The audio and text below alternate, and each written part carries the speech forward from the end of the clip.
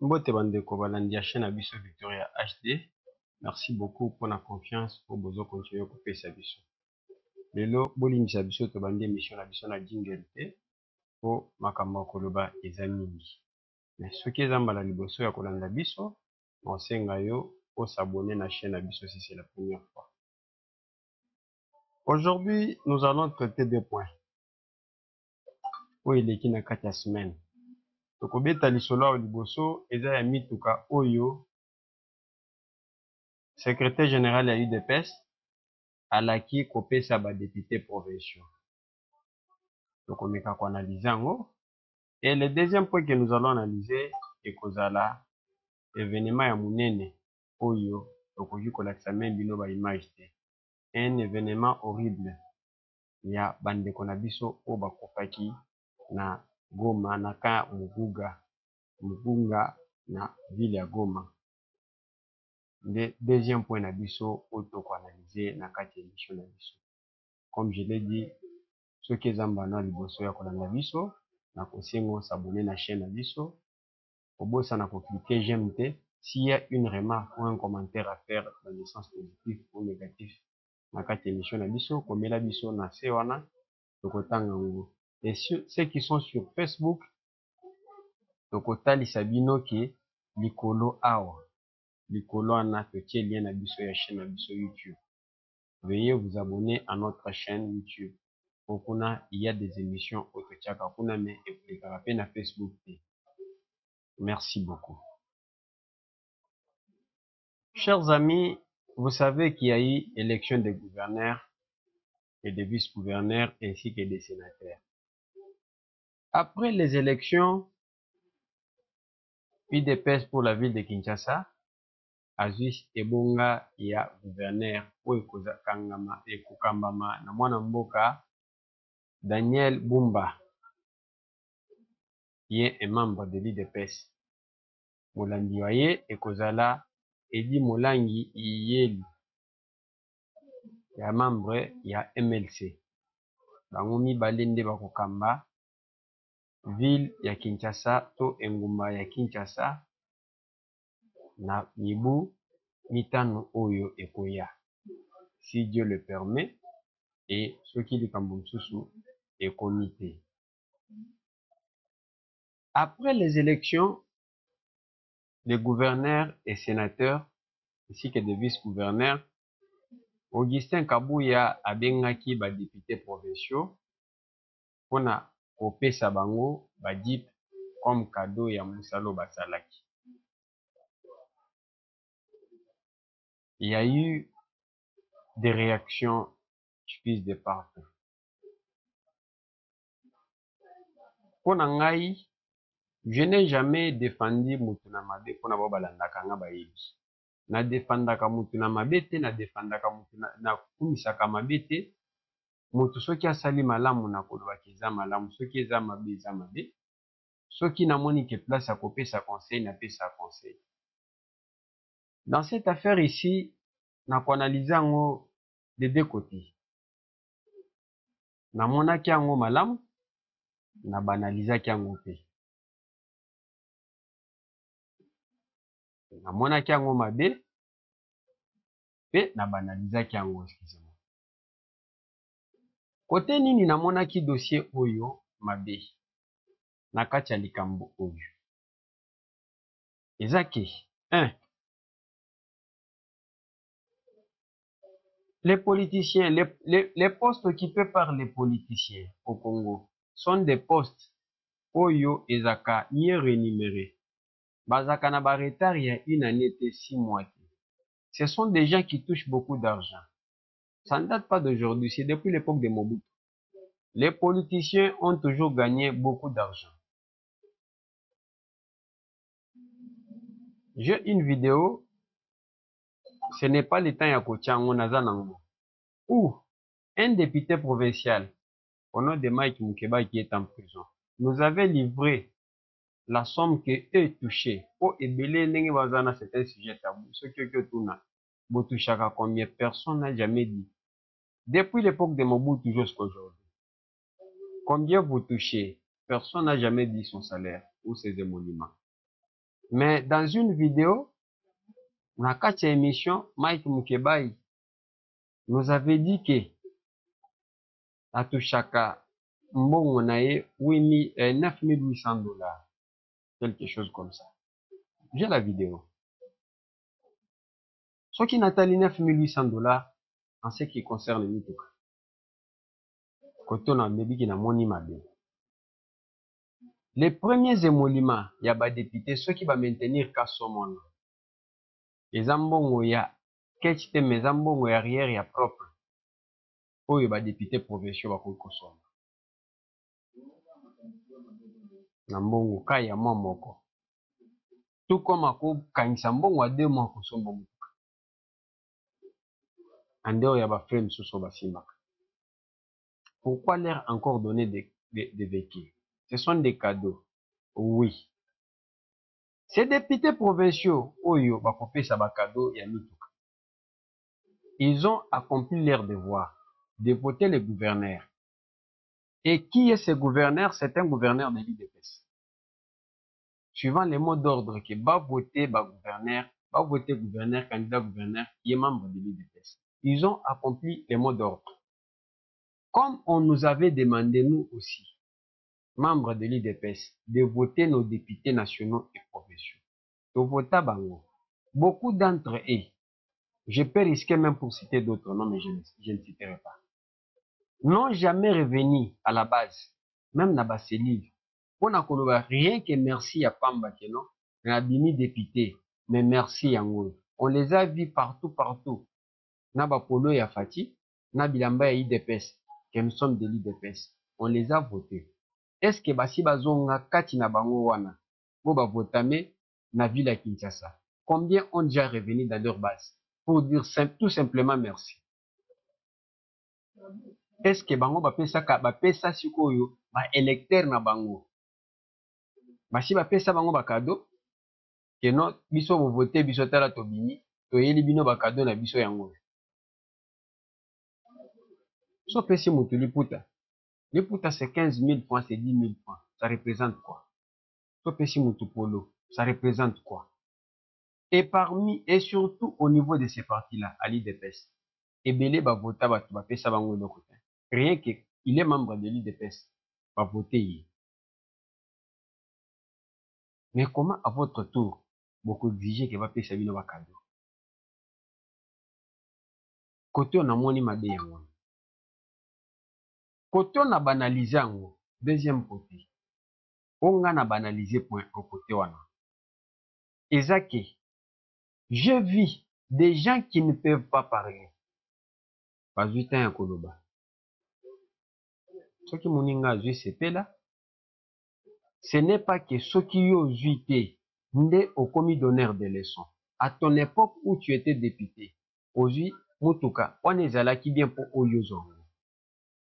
C'est de ce côté-là que j'ai banalisé. Mauvaise habitude. Ce comportement y a coupé ça parlementaire Mituka. Et bandi na IDPS, et bandi na Félix Tshisekedi, et bandi n'époque à Mobutu. À la conférence nationale souveraine, ba député Onyon Sobazak na conférence nationale, bazwa ba mituko to benga ba Mitsubishi Prado, quoi, ba Mitsubishi Pajero. Ils ont reçu les Pajero, y compris le président de la conférence nationale souveraine qui était le cardinal Mousseou, azwa Pajero. Mobutu muto apesa bango. C'était une corruption, c'était un achat de conscience. Question à répondre. Beaucoup milanga na commentaire. Toye koko manatan ya Joseph Kabila. Même au niveau ya musée, tant wasali assemblée constituante dirigée par Philomène Matuku. Apesa ba député nyonso bakenda ko siéger na Katanga ndenge asala bango ya vaik. Apesa bango tout mituka.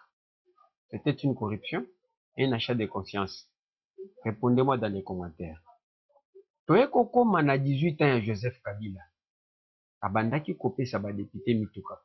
Première législature. Deuxième législature, Martin Fayulu. bazwa extrait Nissan. C'était une corruption ou un achat de conscience? Toye kokoma na régime à Félix Tshisekedi. Tant azozwa pouvoir, abenga ba candidat député, candidat malheureux nyonso.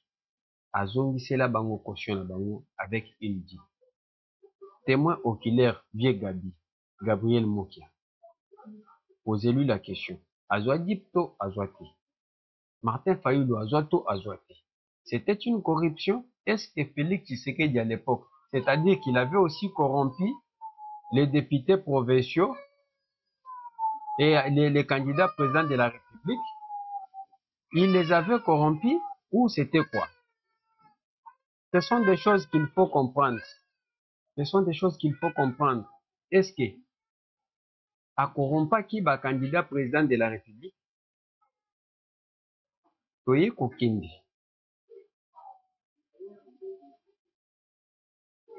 Kaka ane wana ane welandi. On a créé le cardinal Ambongo. Le président de la République lui a offert une Jeep TXL. C'était aussi une corruption. Comme cadeau, appelez ça comme cadeau. C'était aussi une corruption ou un achat de conscience.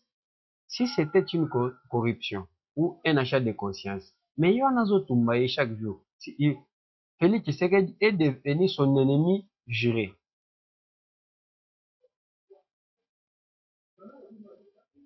En dehors de ça, Toye Kokoma, tous les évêques au Bakoma, Katang Balongoli, Ambongo, Bamatisi, Akomi, Monseigneur, Alongona Kiabe, Félix Tshisekedi a Tindela Égypte. C'était un achat de conscience. Bah, Monseigneur, non, ceux qui Bakomi, évêque, Félix Tshisekedi a Tindela Bango dit. C'est l'achat de conscience. C'est là où j'ai dit que j'ai banalisé l'affaire.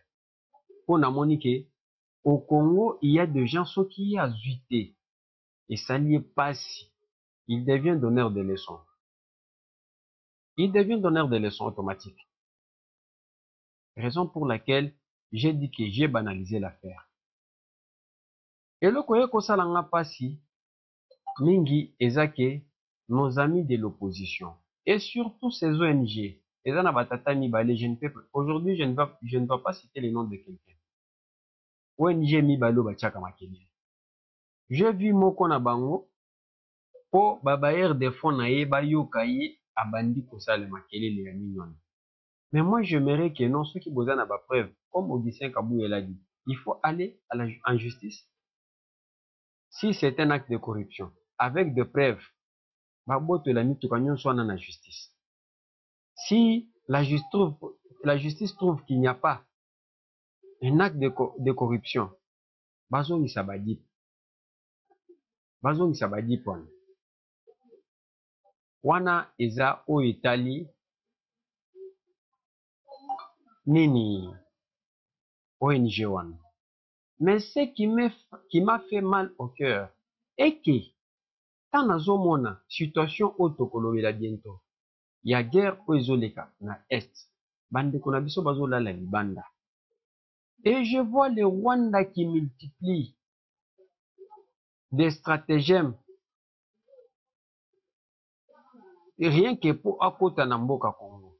Il y a des ONG rwandaises libanda mboka bazoluka koma kofunda Congo, kofunda Félix Tshisekedi na chanson fétiche na bango ya génocide FDR po biloko mibalizaka FDR na génocide de Tutsi. Bazolukela yango ba stratégie libanda. Tofunda Congo boy, tofunda Congo boy. Leur pasteur bazokteya na ba église na bango en disant à leurs fidèles que Masisi, Rutshuru, et ce sont des terres rwandaises. Mais au Congo, nous avons des prêtres comme des Ambongo. J'avais dit que je n'allais pas citer des noms. Nous avons des évêques, des cardinaux. Oh, bazo encourager Batubakeli. Nanini, na rébellion. Je vais arriver là. Na Oelekaki, vendredi, na Goma. Au Congo, nous avons des ONG. Oyo baza distrait na makambo ya mituka. On n'a jamais vu une ONG akende na niveau international, afunda Rwanda, afunda Paul Kagame. Au Congo, ce sont des ONG où eza simakaka ya ba multinationales, ceux qui pillent nos richesses, ceux qui arment les rebelles. Nde bato bafinançaka ba ONG na pona koambrie biso. Pona koambrie biso, ces ONG là.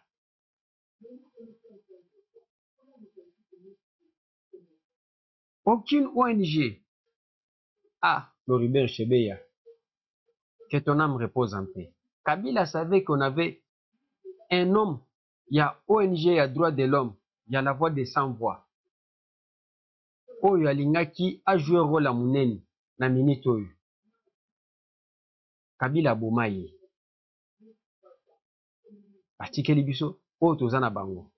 Personne na ba ONG na bango. Bazo balukaka sima ba politicien. Kotia makelele kana biloko ezanga ti. Mundele ayeba ndenga abeta carte na ye. Au Congo, pour embrouiller la politique congolaise, il faut acheter un cartel de politiciens, kobanda ko financer bango, ko multiplier ba église, ko luka ba église weza epa na bango, babanda ko financer bango, ba embrouiller politique congolaise, ko somba ba ONG na ba mouvement citoyen. Qui a déjà entendu ba ONG o mibalunga na zolo ba ta o mibal? Ba yebisa ba belela keno ba condamner Rwanda. Ou soit basa la déclaration na droit de l'homme, basa la déclaration. Nazeli bango pona mona attaque réaction na bango na bombo to kobeta lisolo e uti e kwe na camp ya ba réfugiés. Silence radio de leur part. Ou intéressé ki bango ezaki mituka ya ba député provinciaux. Nde ba mona ki keno place ba mona ki ya kolobela. Toki Bolandeli, nous connaissons les circuits de leur financement. Ce sont des multinationales. Les Georges Soros, les Vincent Bolloré, Batuba Finansaka, Bazo armée rwandais, Bazo armée Paul Kagame na Rwanda, Batu Oyo Bazo financé. Guerre ya Est, Nde Bato Bazo financé ba ONG, ils ont oublié le soir. Batu O Bakoki, Bakoka Kokabangote, ce sont les églises de réveil. O Ezebele. Mon côté ya kokota, même église qui mangiste, moyen ba kota te ke babando financer bango ezati. Pona ko manipuler bango. Ba yebi ke église qui mangiste d'abord bazana kanda ya chef spirituel na bango. Ke bango mindele wana bato baboma ye. Moyen ba poussa na ba kende ke oto na bado ezati. Ils savent là où ils vont partir. Chers amis, pour ne pas prendre beaucoup de temps, to tchana ba j'aime l'émission na biso. To tchana ba j'aime. Nalingaka namona ba j'aime na bino so bozo tia j'aime na ezo ma algorithme ko bato misusu visibilité à émission et comme pas bato misusu. Nous allons attaquer notre dossier. Il y a vendredi. Le vendredi, chers amis, on s'est réveillé avec l'arme aux yeux. Vers 9h, ba émission ba image bando ko ele biso. Il y a des bombes qui ont été lancées au niveau d'un camp de réfugiés à Goma par l'armée rwandaise. Bango moko ndenge babwakaki bombe, selon les sources, on nous parle de 14 morts. On a bilan le dimanche. 14 morts, 35 blessés, donc une cinquantaine de victimes. On a dit que moyen na tcha ba photo, bakolinga ngote na YouTube, to na Facebook. C'est déplorable comme image.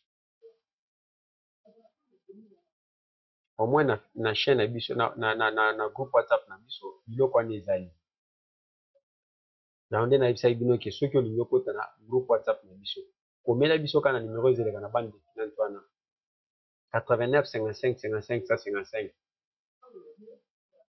Totindela yo. Je m'excuse. Donc intégrer na groupe WhatsApp na biso. Après, Nazeli, je n'étais pas chaud pour réagir. Pourquoi? Parce que je sais que namona nanu ba réaction ya ba o batutaka tolo les donneurs de leçons. Nazeli namona réaction ya MONUSCO ya Nations Unies ya ba ONG onga na lobby ya droit de l'homme soi-disant ONG ya droit de l'homme etana Congo. Initiative nini bakozo na makambo de tuana. Nde nazwi temps pour natika. Je devais faire la vidéo le même jour, le soir. Mais naboy ko sala na bité nazela namona nanu réaction ya batu mususu. La MONUSCO nous sort un communiqué, un torchon de communiqué pour demander aux deux parties de respecter les règles de guerre. Tant namoni eloko wana na radio Kapi, chaîne na bango, na seki. Na lobi, po eza kosakana na ba Congolais. Jusque là, banda bitumbe bandi. La RDC n'a jamais lancé de bombes là où il y a des civils. Azobo ekoboma ba Congolais pour tout koufi déjà mingi. Tout koufi déjà plus de 12 millions. On nous a tués à l'est dans des guerres. Plus de 12 millions par les Rwandais. Ici, au Congo, dans le reste du Congo, na mutu na bango batiela kibiso Kabila. Asali oya minene wa asali kona ba Congolais. Ba yakoboma na poison abomi. Vous nous demandez, donc FRDC azobo yakoboaka ba bombe de ce côté-là. Mais au lieu de condamner Rwanda, bozo condamner, bozo demander des parties sans nommément les citer. Vous, la MONUSCO, la population tomboka qui a pour ça la marche que nous bazo mona bozo jouer clair. Il faut bokende bolonga bokende. Par accident batumbi jeep na bino moko. Tomona bien tout keita ouais mukuse ouais après ngula yo. Abima aya ko ça la déclaration pour dire que toucher na banini ya MONUSCO et surtout kotumba mutuka ya MONUSCO c'est un crime. Mais il y a eu des enfants qui ont été tués. Basi, moi si akufi na mona na libele. J'ai des images, c'est horrible. Et le bélibino est l'autre côté. Et le bélibino est l'autre côté bino MONUSCO. Bozo ça la torchon ya communiquer. Mais pour la mutuka bolela boy, il s'agit que c'est un crime de guerre. Mais oyo nanga na nini basali, c'est pas un crime de guerre. Confusion côté libango, bakomi ozo funda oyo. Baye kosala communiquer oyo. Basali communiquer oyo pa nanga. Toi komi alobi l'Alliance Fleuve Congo, AFC regrette énormément de constater que ces bombardements qui visaient les positions des FARDC à Ngunga, en ville de Goma, et dérapé jusqu'à toucher les populations civiles déplacées ce vendredi 3 mai 2024.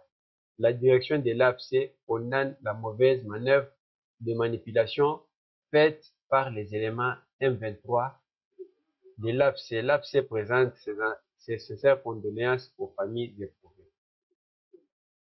Basali communiqué oyo, bien que côté na bango ba misusu bazo wanga nango. Pour montrer que baye komi funda bien que bango batu basali eloko. Ndenge batu ba misusu bazo loba ke non, ba mi fundi. Nga na moni ke ba mi fundi te. Ba mi fundi te. Ces gens eloko esali bango ezani. Bato AFC, je vous ai toujours dit que l'AFC est une branche armée du PPRD. Comme le président avait déclaré à la veille des élections que AFC ya barigolo ya Corneille Nanga na kotika la ko négocier na bango te. À moindre escarmouille, ceux qui bombent tombent, je vais attaquer le Rwanda. C'est ce qu'ils ont fait. Et surtout, tant bayoki ke na niveau ya Allemagne, le président de la République na interview ou accordaki na Deutsche Welle. D'ailleurs, l'intégralité est dans la chaîne de YouTube. Alobi ke akotika la ko négocier na ba M23 te ni nanga. Nde ba meki eloko wana pour prouver au monde que nous existons. et alobaki ke à moindre escamouche na ko attaquer Rwanda. Et je vis batu ya PPRD na batu ya Katumbi na opposition oyo balobi ke non alobaki me tala ba bombe ndenge ezoko ezoboma ba Congolais. Il attend quoi pour attaquer? J'ai vite compris Nabi ah. Mais la classe politique de l'opposition, ces gens n'ont pas leur cerveau. Au moment où nous parlons, le président de la République est incapable d'attaquer le Rwanda, un pays, n'importe quel pays. Je vais vous expliquer. Pour attaquer un pays, selon la Constitution, il faut réunir les deux chambres du Parlement en congrès pour une autorisation à Bango. Or, qu'au moment où nous parlons, nous avons l'Assemblée nationale. Les députés viennent d'être élus, mais ils n'ont pas encore été confirmés par la Cour constitutionnelle. Les députés nationaux, oui, ils ont siégé, ils ont été confirmés, mais les bureaux définitifs n'ont pas sali l'élection. Nous sommes dans une constitution où on peut perdre à tirer la mission. Qu'on a toujours dit que non, je suis contre cette constitution. La constitution qui était Tshisekedi Dialoba Kiki, bon voter en non, ou Eza Mabe. Bato peut perdre ba vanta ba yebisa biso que la constitution ya malamu, bolanda yete, bon voter oui. C'est cette constitution qui nous a mis dans ces histoires. Que le peuple perdre bataillaki sur base ya ba belligérant n'a qu'au protéger Kabila. Il savait qu'il n'allait pas partir. Sinon, alingaki attaqué. Il faut que le Parlement évanda, Sénat na Assemblée nationale, bureau évanda. À ce moment-là, il peut convoquer le Congrès pour demander l'autorisation d'attaquer un pays. On a pas si réponse dans des komoko, comme j'avais dit que non, les gens ont fait l'effort à kotanga komba. On a monaki à la tique cravate à zoto kana plateau de chaîne de télévision. On a makambuyani. Il y a attaquer pays one. J'allais aussi entendre la réaction du radical Mbongo. O bato bakoufi. Na ba déplacé au bazan na Katiakan. Il y a des chrétiens catholiques na Katiakan. Bato bakoufi. Le peuple qui l'a toujours dit que non, je suis derrière le peuple, je plaide pour mon peuple. J'allais entendre sa voix condamner aussi le M23. Il ne le fera pas. Pour Nanine, pour na messe Oya Pascal, messe Pascal, aloba kike, des gens qui partent à la rébellion, ce sont des frustrés. Pour Bazuik, par un gâteau et bien té, Yangonde Baké na rébellion. Comme lui aussi est dans l'opposition pour Babotola et par un gâteau, il y a gratuité enseignement. Il a légitimé Corneille Nanga. Il a légitimé la rébellion. D'où j'ai vu, en passant pour la parenthèse, mon amoni, évêque à Togo, dit, bazo soutenir cardinal Mbongo, dit, ah, mais ce sont des gens qui sont nés avant la honte. Po bango, il faut bakanga mino kona bango. Makambu oyo Mbongo na senuko l'église catholique azo sana. Nulle part ailleurs en Afrique, et salam. Et pas na bango na Togo, il y a bazaki na président moko. For enani nyasimbe ya dema. Akufi atikeli mwana na ye. L'église catholique de quoi de Togo batikala ko protester te ko sala marche te ke non to vanda to ke to sala démocratie président mususu azonga to protéger constitution batikala ko sala ngote. Mais ils viennent qui vont soutenir les cardinals Mbongo dans des bêtises. Mais il faut aussi commencer par limiter à faire ces bêtises là chez vous si vous allez rester là-bas. J'attendais la condamnation de la Senko. Nalingana zela beshole namona na makambo eleki na kaya mubunga. Namona abeshole a telemi à lobby. Ce qui est difficile pour lui de condamner. Nalinga kinazela.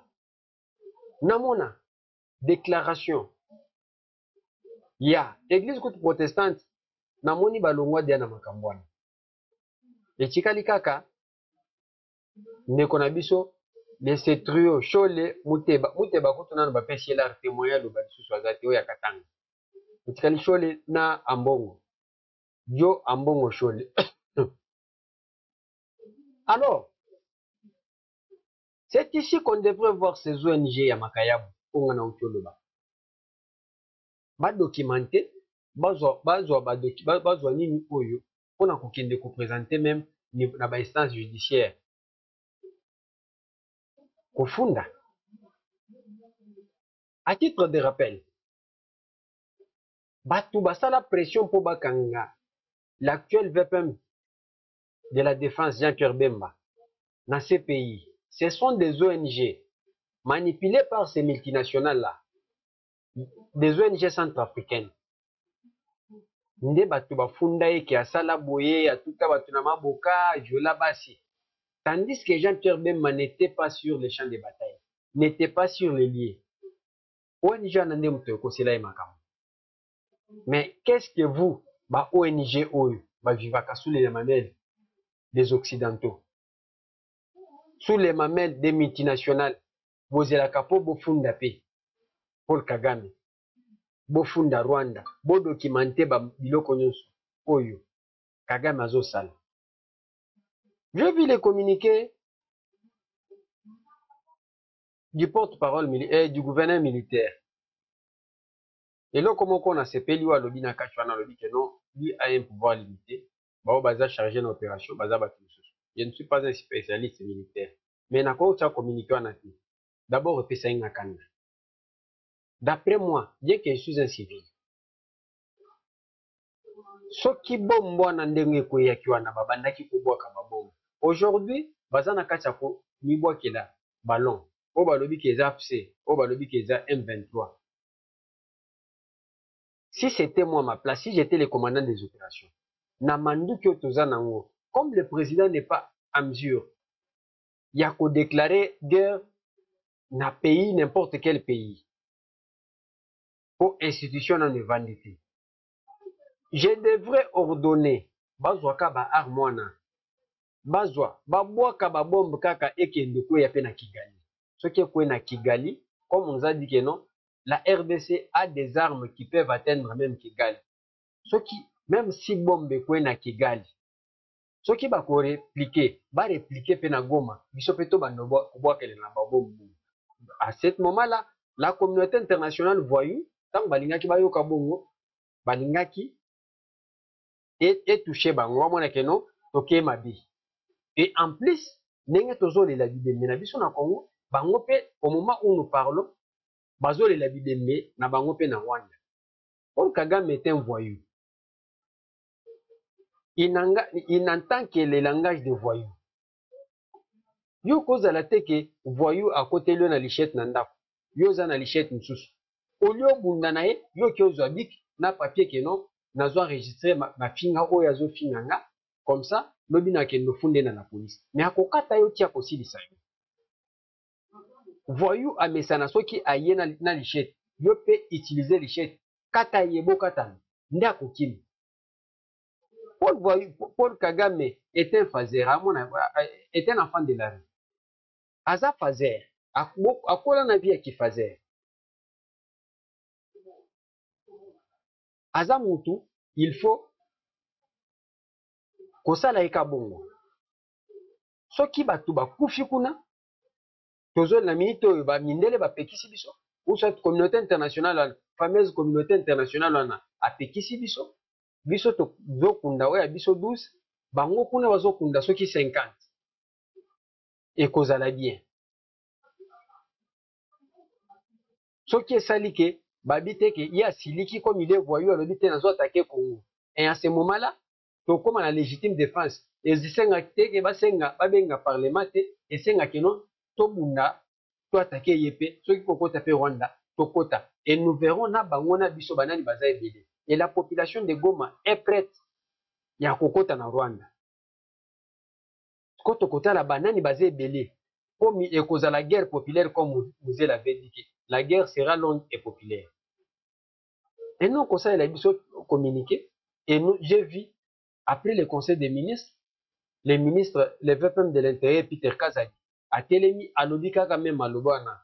La réponse sera appropriée. Jusqu'à quand la réponse sera appropriée. Donc, c'est la institution et bande. C'est en ce moment-là, Congo bazoboma bazoboka babom comme ils veulent.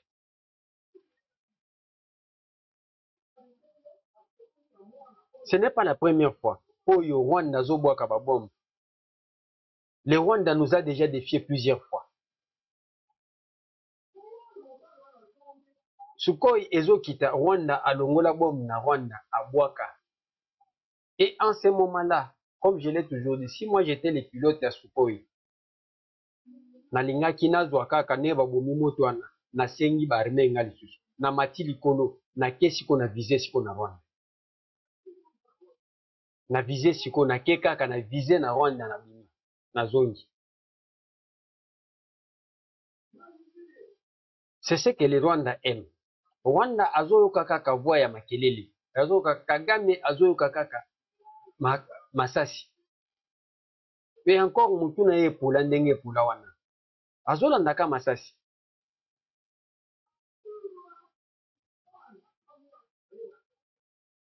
On a déjà consommé 6 minutes de plus. Je vais vous demander de vous abonner à notre chaîne et commenter l'émission, sans oublier de partager notre émission toujours dans vos groupes WhatsApp. Ceux qui sont sur Facebook, vous pouvez la partager dans vos groupes Facebook. Merci et à bientôt.